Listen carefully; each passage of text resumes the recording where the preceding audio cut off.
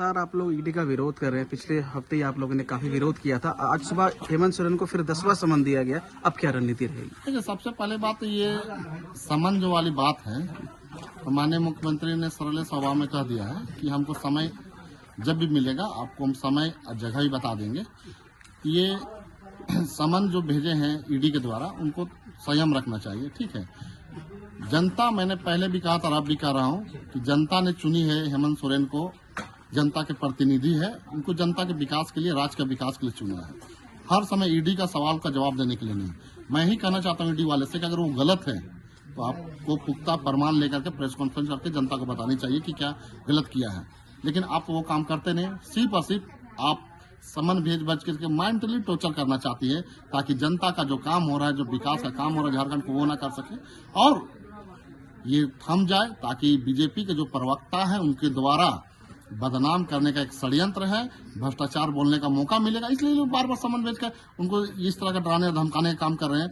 या तो ये भी बात हो सकता है कि आप हमारे तरफ आ जाइए, तो आपको ईडी का समन जाना बंद हो जाएगा। इस तरह का डराने धमकाने का काम हो रहा है। लेकिन हमारे हेमंत सोरेन दिसम गुरु का बेटा है, आंदोलनकारी का बेटा है, वो डरेंगे नहीं, ना झुकेंगे।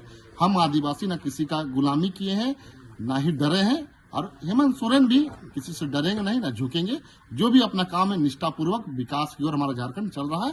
और आने वाले दिनों में आपने देखा होगा, कुछ दिन पहले जब कोरोना काल लगी थी, तो जो लेबर हमारे जो पूरे बाहर देश, पूरे मतलब दूसरे राज्य में रहने का जो काम करने के लिए गए थे, उनको हवाई जहाज में लाने का काम किया। मतलब समझिए, जो हवाई चप्पल में पहनते थे उनको हवाई जहाज में ला करके उस समय में एक नंबर, पूरे देश के जितने मुख्यमंत्री सबसे एक नंबर में काम करने का काम किए थे, जिनको मीडिया के माध्यम से आपको भी पता होगा। वही चीज उन लोगों को नहीं पता, इसलिए बार बार समन भेज रहे हैं। तो समन भेजना तो हमने शुरू भी कहा था कि आप समन भेजने का काम करते हैं तो जिस राज्य में बीजेपी के शासित राज्य, उसमें क्यों नहीं भेजते हैं? वहां भेजते नहीं, ना समन भेजते हैं, ना छापा मारते हैं, ना अरेस्टिंग करते हैं। सिर्फ अरेस्टिंग छापा वहीं पड़ता है जहां बीजेपी के शासन नहीं है। लेकिन हम लोग भी देखेंगे, ये गिनती है और गिनाते जाएगा, और भी जितना आएगा समन हम लोग गिनेंगे कितना आ रहे हैं। अगर इस तरह का कोई मामला होता है तो फिर हम लोग उस पर प्रतिक्रिया करेंगे। Thank you.